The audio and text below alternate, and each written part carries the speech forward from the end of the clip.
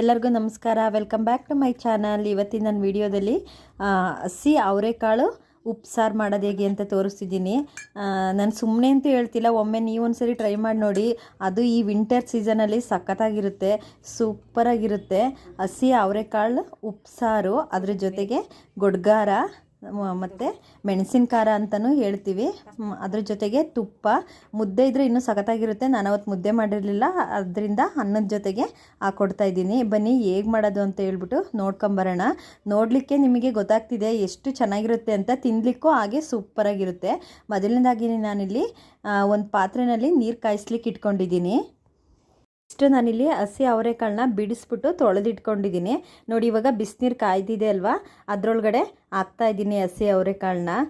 ನಿಜವಾಗ್ಲೂ ಉಪ್ಸಾರು ಸಖತ್ತು ಟೇಸ್ಟಾಗಿರುತ್ತೆ. ಇವಾಗ ಮತ್ತೆ ಒಂದು ಸ್ಪೂನು ಉಪ್ಪು ಹಾಕಿದ್ದೀನಿ. ಉಪ್ಪು ಹಾಕ್ಬಿಟ್ಟು ಅದನ್ನು ಬೇಯ್ಲಿಕ್ಕೆ ಇಟ್ಕೊಂಡಿದ್ದೀನಿ. ಅಷ್ಟರಲ್ಲಿ ನಾವಿಲ್ಲಿ ಗೊಡ್ಗಾರ ಮಾಡೋದು ಹೆಂಗೆ ಅಂದರೆ ಮೆಣಸಿನ ಖಾರ ಹೆಂಗೆ ಮಾಡೋದು ಅಂತ ನೋಡ್ಕೊಂಬರೋಣ ಬನ್ನಿ.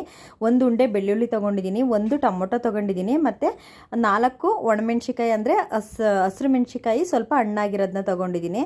ನೀವು ಬೇಕಾದರೆ ಇಲ್ಲಿ ಟೊಮೊಟೊ ಬದಲು ಹುಣಸೆಹಣ್ಣು ಹಾಕೋಬೋದು. ನಾನು ಟೊಮೊಟೊ ಹಾಕ್ತಾಯಿದ್ದೀನಿ, ಯಾಕಂದರೆ ಹುಣಸೆಹಣ್ಣು ಜಾಸ್ತಿ ತಿಂದರೆ ನಮ್ಮ ಮನೇಲಿ ಗ್ಯಾಸ್ಟ್ರಿಕ್ ಅಂತಾರೆ, ಅದಕ್ಕೆ. ನೆಕ್ಸ್ಟು ಸ್ವಲ್ಪ ಜೀರಿಗೆ ಹಾಕ್ತಾಯಿದ್ದೀನಿ, ಸ್ವಲ್ಪ ಮೆಣಸು ಹಾಕ್ತಾಯಿದ್ದೀನಿ, ಮತ್ತು ಕೊತ್ತಂಬರಿ ಸೊಪ್ಪು ಮಿಕ್ಸಿ ಜಾರಿಗೆ ಹಾಕ್ತಾಯಿದ್ದೀನಿ. ಅದನ್ನು ಉರಿಲಿಕ್ಕೆ ಹಾಕಿಲ್ಲ. ನೋಡಿ, ಇವಾಗ ಹುರಿದಿರೋ ಟೊಮೊಟೊ ಮತ್ತು ಬೆಳ್ಳುಳ್ಳಿ, ಜೀರಿಗೆ, ಮೆಣಸು, ಹಣ್ಣುಮೆಣ್ಸಿಕಾಯಿ ಇಷ್ಟನ್ನು ರುಬ್ಕೊಬರೋಣ ಬನ್ನಿ. ನಾನು ಒಂದು ಸ್ವಲ್ಪ ಹುಣಸೆಹಣ್ಣು ಹಾಕ್ತಾಯಿದ್ದೀನಿ. ನೆಕ್ಸ್ಟು ಸ್ವಲ್ಪ ಉಪ್ಪು ಹಾಕ್ಕೊಂಡಿದ್ದೀನಿ. ಉಪ್ಪು ಹಾಕೊಂಡಾದ್ಮೇಲೆ ನೋಡಿ, ಇಲ್ಲಿ ಸ್ವಲ್ಪ ಹುಣಸೆಹಣ್ಣು ಹಾಕತ್ತಾ ಇದ್ದೀನಿ. ಟೊಮೊಟೊ ಹಣ್ಣು ಮತ್ತು ಹುಣಸೆಹಣ್ಣು ಎರಡೂ ಹಾಕಿದರೆ ಚೆನ್ನಾಗಿರುತ್ತೆ. ನೋಡಿ, ಇವಾಗ ಕಾಳು ಬೆಂದಿದೆ, ಮುಟ್ಟು ನೋಡಿದರೆ ನಿಮಗೆ ಗೊತ್ತಾಗ್ತಿದೆ. ನೆಕ್ಸ್ಟು ನಾವು ಇದನ್ನು ನೀರೆಲ್ಲ ಸೋಸ್ಕೋಬೇಕು. ಕಾಳು ಬೆಂದಿದೆಯಲ್ಲ, ಅದನ್ನು ನೀರು ತೆಗೆದುಬಿಟ್ಟು ಕಾಳು ಬೇರೆ ನೀರು ಬೇರೆ ಸಪ್ರೇಟ್ ಮಾಡ್ಕೋಬೇಕು. ನೋಡಿ, ಇವಾಗ ನಾನು ಬಿಸಿನಲ್ಲೇ ನೀರನ್ನ ಸೋಸಿಟ್ಕೊತಾ ಇದ್ದೀನಿ, ಮತ್ತು ಗೊಡ್ಗಾರನ ರೆಡಿ ಮಾಡಿ ಇಟ್ಟಿದ್ದೀನಿ ಒಂದು ಕಡೆ. ನೆಕ್ಸ್ಟು ನೋಡಿ, ನೀರೆಲ್ಲ ಚೆನ್ನಾಗಿ ಹೀರ್ಕೊಬೇಕು, ಕೆಳಗಡೆ ಎಲ್ಲ ನೀರೆಲ್ಲ ಸೋರಾದಮೇಲೆ ನೋಡಿ, ಇವಾಗ ರುಬ್ಬಿದಿನಲ್ಲ ಖಾರ, ನಾನು ಯಾವುದು ಫ್ರೈ ಮಾಡಿದ್ದೆ ಬಾಣಲಿ ಅದರಲ್ಲೇ ಒಗ್ಗರಣೆ ಹಾಕ್ತಿದ್ದೀನಿ. ಯಾಕಂದರೆ ನಂಗೆ ಜಾಸ್ತಿ ಪಾತ್ರೆ ಮಾಡ್ಕೊಂಡು ಬೆಳಗ್ಲಿಕ್ಕೆ ನಿಜವಾಗ್ಲೂ ಇಷ್ಟ ಇಲ್ಲ, ಪಾತ್ರೆ ತೊಳೆದು ಬೋರ್ ಆಗಿದೆ. ನೆಕ್ಸ್ಟು ಅದೇ ಬಾಣಲಿನಲ್ಲಿ ಒಗ್ಗರಣೆಗೆ ಹಾಕ್ತಾಯಿದ್ದೀನಿ. ಸ್ವಲ್ಪ ಎಣ್ಣೆ ಹಾಕ್ಬಿಟ್ಟು ಸ್ವಲ್ಪ ಹಾಕಿದರೆ ಸಾಕು. ಸ್ವಲ್ಪ ಎಣ್ಣೆ, ಕರ್ಬೇವಿನ ಸೊಪ್ಪು, ಸ್ವಲ್ಪ ಸಾಸಿವೆ ಹಾಕಿದ್ದೀನಿ. ಬೇಕಾದರೆ ನೀವು ಮಿಕ್ಸಿಲಿ ರುಬ್ಬಿದ್ದೀನಲ್ಲ, ಅದನ್ನು ಹಾಗೇನೂ ಕೂಡ ತಿನ್ಬೋದು. ನಾನು ಇರಲಿ ಅಂತ ಹೇಳ್ಬಿಟ್ಟು ಸ್ವಲ್ಪ ಒಗ್ಗರಣೆ ಹಾಕ್ತೀನಿ, ಯಾಕಂದರೆ ಉಳಿದ್ರೆ ಅದು ಇಡ್ಬೋದು. ಆ ಕಾರಣದಿಂದ ಸ್ವಲ್ಪ ಒಗ್ಗರಣೆ ಹಾಕ್ತಿದ್ದೀನಿ.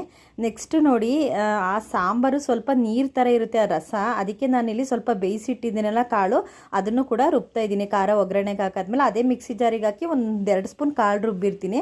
ನೆಕ್ಸ್ಟು ಇಲ್ಲಿ ಸಾಂಬಾರು ಒಗ್ಗರಣೆಗೆ ಸ್ವಲ್ಪ ಎಣ್ಣೆ, ಸಾಸಿವೆ, ಕರ್ಬೇವಿನ ಸೊಪ್ಪು, ಈರುಳ್ಳಿ ಮತ್ತು ಬೆಳ್ಳುಳ್ಳಿ ಹಾಕ್ತಾಯಿದ್ದೀನಿ.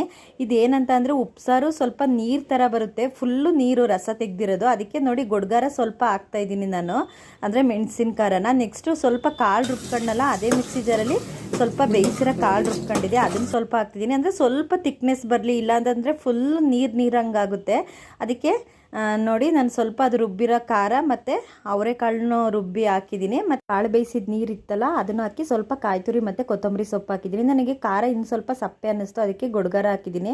ಅದ್ರ ಜೊತೆಗೆ ಹಪ್ಪಳ ಕರಿತಿದ್ದೀನಿ. ಅವತ್ತು ಸ್ಯಾಟರ್ಡೆ ಆಗಿರೋದ್ರಿಂದ ನಾನು ಸ್ಯಾಟರ್ಡೆ ನಾನ್ ವೆಜ್ ಏನೂ ಮಾಡೋದಿಲ್ಲ, ಹಂಗಾಗಿ ತಿಳಿಸಾರು ಜೊತೆಗೆ ಹಪ್ಪಳ ಚೆನ್ನಾಗಿರುತ್ತೆ ಅಂತ ಒಂದು ಸ್ವಲ್ಪ ಹಪ್ಪಳನೂ ಕರ್ಕೊಂಡೆ. ಇವಾಗ ನೆಕ್ಸ್ಟು ಒಂದು ಬಾಣಲಿ ಇಟ್ಟಿದ್ದೀನಿ. ಇದು ಕಾಳು ಒಗ್ಗರಣೆಗೆ, ಅವರೆಕಾಳು ನಾವೇನು ಬೇಯಿಸಿದ್ದೀವಿ ಅದ್ರ ಒಗ್ಗರಣೆಗೆ ಎಣ್ಣೆ, ಸಾಸಿವೆ, ಕರ್ಬೇವಿನ ಸೊಪ್ಪು, ಈರುಳ್ಳಿ ಮತ್ತು ಹಸಿರು ಮೆಣಸಿಕಾಯಿ ಇಷ್ಟನ್ನು ಹಾಕಿ ಫ್ರೈ ಮಾಡ್ತಾಯಿದ್ದೀನಿ. ನೋಡಿ, ಇದೊಂದು 5 ನಿಮಿಷ ಫ್ರೈ ಆದಮೇಲೆ ಹೇಗೆ ನಾವು ತೆಂಗಿನಕಾಯಿ ತುರಿ ಮತ್ತು ಕೊತ್ತಂಬರಿ ಸೊಪ್ಪು ಹಾಕ್ತಾಯಿದ್ದೀನಿ. ಅದೊಂದು ಸ್ವಲ್ಪ ಎಣ್ಣೆಲಿ ಫ್ರೈ ಆದಮೇಲೆ ಕಾಳು ಬೇಯಿಸಿಟ್ಟಿದ್ದೀನಲ್ಲ, ಅದನ್ನು ಹಾಕ್ಬಿಟ್ಟು ಚೆನ್ನಾಗಿ ಫ್ರೈ ಮಾಡೋಣ. ಒಂದು 5 ನಿಮಿಷ ಫ್ರೈ ಮಾಡಿದರೆ ಸಾಕು. ನೋಡಿ, ಈ ಥರ ಫ್ರೈ ಮಾಡೋಣ. ಈ ಹಂತದಲ್ಲಿ ನೀವು ಬೇಕಾದರೆ ಉಪ್ಪು ನೋಡ್ಬಿಟ್ಟು ಹಾಕ್ಬೋದು. ನಾನು ಕಾಳು ಬೇಯಿಸ್ಬೇಕಾದ್ರೆ ಸ್ವಲ್ಪ ಉಪ್ಪು ಹಾಕಿದ್ದೆ.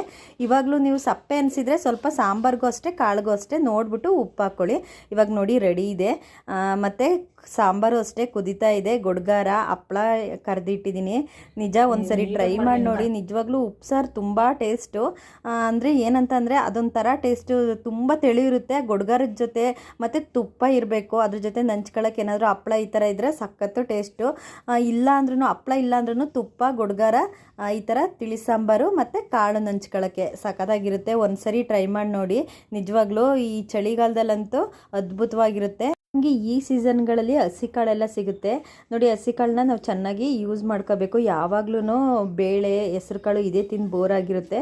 ಈ ಥರ ಹಸಿ ಕಾಳು ಸಿಕ್ಕಾಗ ಈ ಥರ ಸಾಂಬಾರು ಮಾಡಿ ತಿಂದರೆ ನಿಜವಾಗ್ಲೂ ತುಂಬ ಚೆನ್ನಾಗಿರುತ್ತೆ. Thank you all. ಶುಭ ದಿನ, ಒಳ್ಳೆಯದಾಗಲಿ ಎಲ್ಲರಿಗೂ.